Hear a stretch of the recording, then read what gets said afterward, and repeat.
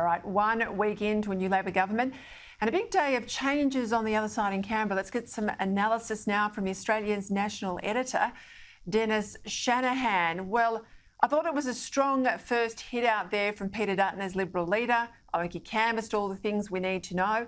His parliamentary experience, his ministerial experience, a little bit of his backstory. I mean, I'm sure we're going to hear a lot more of that too. How do you think he went, Dennis? I think he did well. I think that Peter Dutton will be a very good Liberal leader.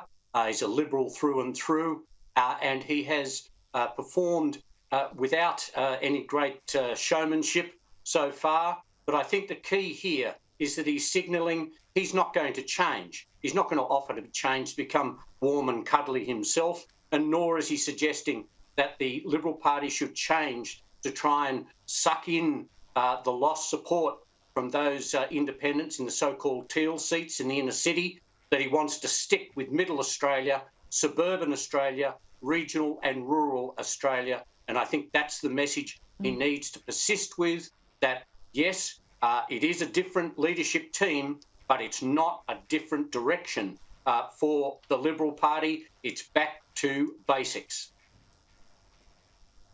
All right, David Littleproud elected the leader of the National Party today. I remember when he was the water minister, he copped a bollocking out there in the basin communities. A lot of farmers very angry with him. He had to be moved sideways out of that portfolio. I sort of feel like today that the coalition parties have elected two Liberals. I think Littleproud's more Liberal than his National Party. What did you make of that move as well?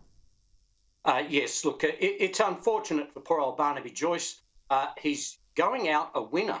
The Nationals haven't lost a seat the last 3 elections, and now they are changing the leader. There is no doubt that the Labor Party, the Teal Independents, the Greens, all use Barnaby Joyce as a bogeyman in the inner city. But he's a winner in the regional areas. He made sure that there was some resistance to the carbon zero by 2050. David Littleproud, like Peter Dutton, has to make sure that as a new leader, he doesn't try and take the party in the wrong direction.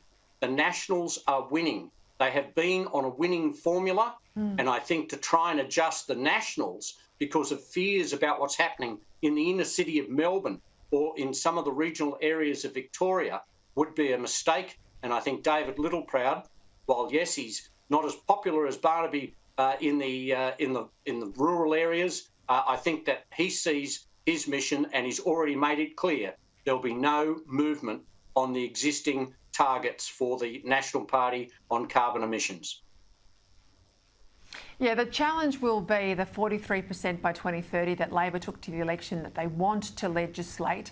There are some inside the coalition, people like Andrew Bragg, who say they now should roll over and support Labor's emissions targets, which are almost double what the coalition took to the election. That will be a challenge inside the National Party. I know that David Littleproud and others with him like Darren Chester are far greener on these sorts of issues than Barnaby Joyce was. And I'd say to National Party MPs, Dennis, their job is not to save Liberal seats from the Teals. That's the job of the Liberal Party. Their job is to deliver National Party seats, and they've done that, as you've said, in successive elections. Just because the Libs have lost their way, it would be very dangerous for the Nationals to go off the beaten track. That's right, Peter, that they can't move from their successful story. It is a different story to the Liberals. That has been the success of the Nationals all the way through the coalition, and I think that they need to be able to stick to that and not cave in to pressure from the Liberals in the inner cities. They have to actually stick to the winning formula. Their job is to win national seats, and that's what they have to keep doing. All right, let's go to the government. The Prime Minister's back in the country. I thought he had a pretty good first week, very textbook, no big issues for him. Still hasn't got to a majority, as we've already discussed tonight. The factions, they are selecting his ministry. We'll know who's in the top jobs shortly. More around today that Richard Marles wants defence.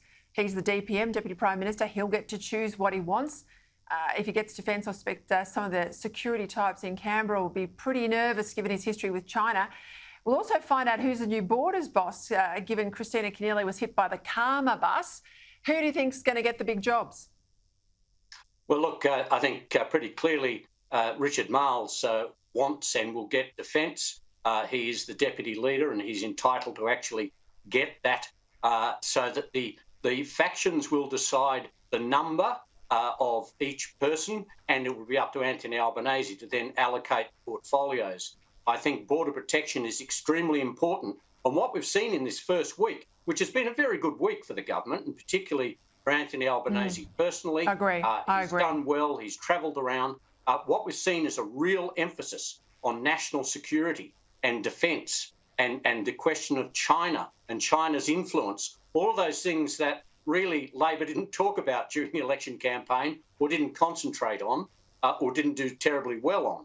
But now that is what is front and centre, and I think we'll see that Richard Marles, Penny Wong, Anthony Albanese and Jim Chalmers on the economic side, they will be the kernel of the team to go forward. All right, we'll leave it there. We'll see what happens. As I said, when the factional warlords choose, not the Prime Minister this time round. Dennis Shanahan, thank you for your time.